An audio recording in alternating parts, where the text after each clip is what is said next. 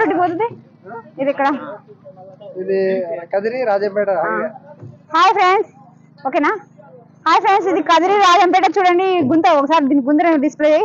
ఈ గుంతను పట్టించుకోకుండా ఎట్లుందో చూడండి. ఈడైతే వన్ వే మొత్తం కంకర వేసుకొని బిల్లు మాత్రం పుష్కరంగా భోంచేసినారు. మొత్తం మీద అయితే ఈ గుంత కూటాల నామమాంత్రంగా ఇది వేసి పెట్టినారు. వన్ వే ఇప్పుడు పోయినప్పుడు కార్ ఒకసారి చూపి కార్ ఇటుపై కింద పడింది.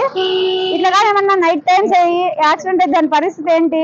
సో కదిరి నియోజకవర్గం ఎమ్మెల్యేకి ఎందుకు కనపడలేదు? ఓన్లీ ఈ సిమెంట్ కంకర వేసి మాత్రం డబ్బులు మాత్రం తీసుకున్నాడు, కానీ దీన్ని ఎందుకు పట్టించుకోలేదు? ఇప్పుడు అవన్నీ చూపి బాబు ఇట్లా. ఇప్పుడు వచ్చే అందుకే రాజేష్ని గెలిపించండి. మొత్తం ఈ రోడ్లన్నీ, అందుకే మీరు కదిరి నియోజక ప్రజలు రాజేష్ని గెలిపించండి. మీకు ఈ రోడ్లన్నీ ఫుల్ఫిల్ చేసుకోండి.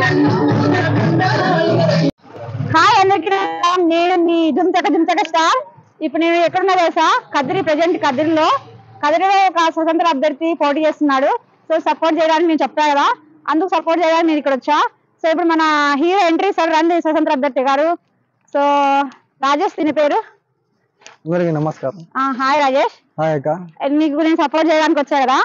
సో మీ ఏరియాలో కొన్ని సోషల్ మీడియా నీకు ప్రాబ్లం ఉంది కాబట్టి నేను వచ్చాను. ఇప్పుడు మనం ఏ ప్లేస్ లో ఉన్నాం? మనం ఇప్పుడు కదిరి రాజంపేట హైవేలో ఉన్నామంట. మేము ఇప్పుడైతే ప్రజెంట్ కదిరి రాజంపేట మధ్యలో హైవేలో ఉన్నాము. సో రోడ్లు ఎలా ఉన్నాయి కదిరిలో కూడా, అంటే ఇప్పుడు మా ధర్మవరమే కాకుండా ఇక్కడ ఎలా ఉన్నాయి కదిరిలో చూపించడానికి నేను వచ్చి తనకి సపోర్ట్ గా. సో దీని పరిస్థితి ఏంటి? అధికార పార్టీ కానీ అంతకు ముందే ఉండే వాళ్ళు కానీ ఏం చేయలేదు దీని గురించి. అంటే మనకి ఈ ప్రాంతంలో వచ్చేసి టీడీ ప్రభుత్వంలో సోలార్ పవర్ ప్లాంట్ ఏర్పడింది.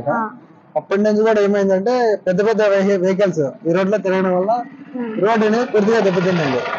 అప్పటి నుంచి కూడా ఆ ప్రభుత్వం కానీ గత ప్రభుత్వం వైసీపీ ప్రభుత్వం కానీ కనీసం మట్టి గుంతలు ఉన్నాయి కదా, గతంలో వర్షాలు ఎక్కువ పడేసి కొద్దిగా పెద్ద పెద్ద గుంతలు ఏర్పడి రోడ్డు కూడా పూర్తిగా దెబ్బతినింది.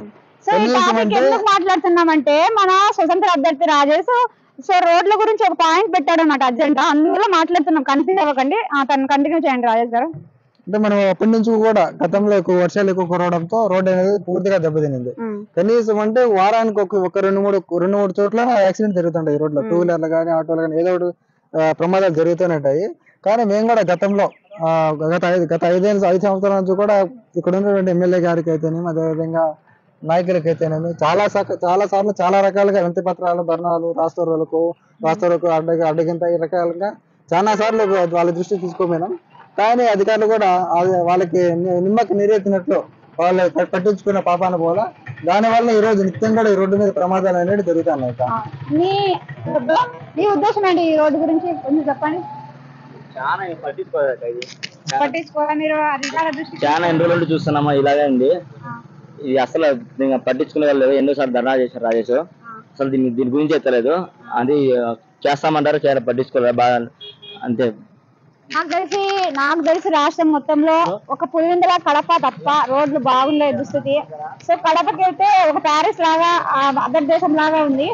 సో ఇక్కడ ధర్మవరం కంటే నా ధర్మవరమే కొంచెం గుడ్ మార్నింగ్ ప్రోగ్రామ్ లో ఎమ్మెల్యే కేతిరెడ్డి గారు చేసినారేమో. ఈ కదిరి అయితే చాలా అద్భుతంగా ఉంది. నెక్స్ట్ దీన్ని ఏం చేయాలనుకుంటున్నారు ఎమ్మెల్యేగా గెలిస్తే? మనం ఎమ్మెల్యే గెలిచిన వెంటనే మొట్టమొదటిగా మన అజెండా వచ్చేసి కదిరి రాజచోటకి. ఎందుకంటే ఈ ప్రాంతాలు దాదాపుగా 2 మండలాలు ఉన్నాయి. ఇది ఇక్కడ నుంచి కదిరి నుంచి కూడా రాజంపేట వరకు హైవేగా గుర్తించారు. కాకపోతే ఈ రోడ్డు అనేది సక్రమంగా లేకపోవడంతో రోజు నిత్యం కూడా ప్రమాదాలు జరుగుతున్నాయి. కనీసం ఆసుపత్రులు ఏమైనా సౌకర్యాలు ఉన్నాయంటే అట్లాంటి పరిస్థితి కూడా లేదు. ఇక్కడ ప్రమాదాలు జరిగితే మళ్ళీ ఇక్కడ నుంచి అనంతపురం పోయే లోపలే ప్రాణాలు గాలి కలిసిపోతాయి. ఎన్ని గ్రామాలు ఉంటాయి? దాదాపుగా 2 మండలాలకు సంబంధించి వందలాదికి పల్లెలు ఉన్నాయి. ఇక్కడ 2 మండలాలు అంట. ఈ రూట్ నుంచి 2 మండలాల గ్రామస్తులు వెళ్ళాలంట. సో ఎందుకు ఈ ప్రభుత్వం పట్టించుకోలేదు? మరి ఓన్లీ పులివెందుల కడప మాత్రమే రోడ్లు ప్యారిస్ కి పరిమితం అయ్యాయా? లేకుంటే నెక్స్ట్ తను వస్తే అభివృద్ధి చేశాడంట. ఒకసారి యువకుడు ముందుకు వచ్చాడు, కదిలి వచ్చాడు. సో కదిరి నియోజకవర్గ ప్రజలైతే తనను ఆదరించాలి రాజేష్ ని. ఎందుకంటే ఒక ఇండిపెండెంట్ క్యాండిడేట్ గా రావాలంటే ఎంతో ధైర్య సాహసాలు ఉండాలా. కానీ ఇంతకు ముందు చాలా ప్రోగ్రాంలు కూడా చేశారు. హాస్టల్ గురించి కానీ ఆ తర్వాత రక్తదానాలు కానీ చాలా ప్రోగ్రామ్ లో ఒక స్టూడెంట్ లీడర్ గా కూడా చాలా పని చేశారు. మీ కదిరి నియోజకవర్గం వాళ్ళకి కూడా తెలుసు. తనకి ఒక పట్టు ఉంది కాబట్టి ఒక ఎమ్మెల్యే క్యాండిడేట్ కి కరెక్ట్ సూటబుల్ అవుతాడు. సో కాబట్టి ధర్మవరం కాబట్టి కదిరి నియోజకవర్గం వాళ్ళు ఒక ఛాన్స్ ఇచ్చి తనకి సపోర్ట్ చేయండి. సో నేను మీ దుంచక స్టార్ రాజేష్ కు సపోర్ట్ కి వచ్చా. బాయ్.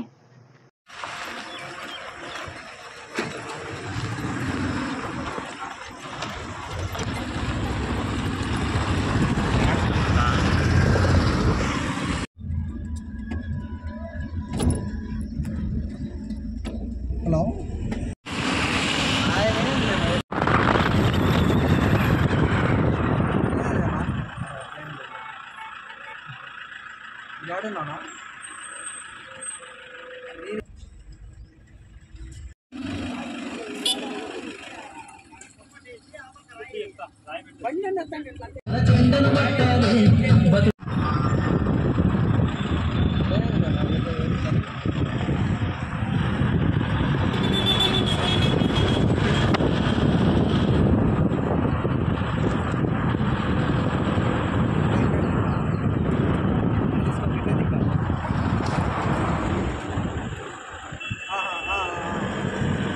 నా బండి ఇచ్చిన నా పిల్లలకి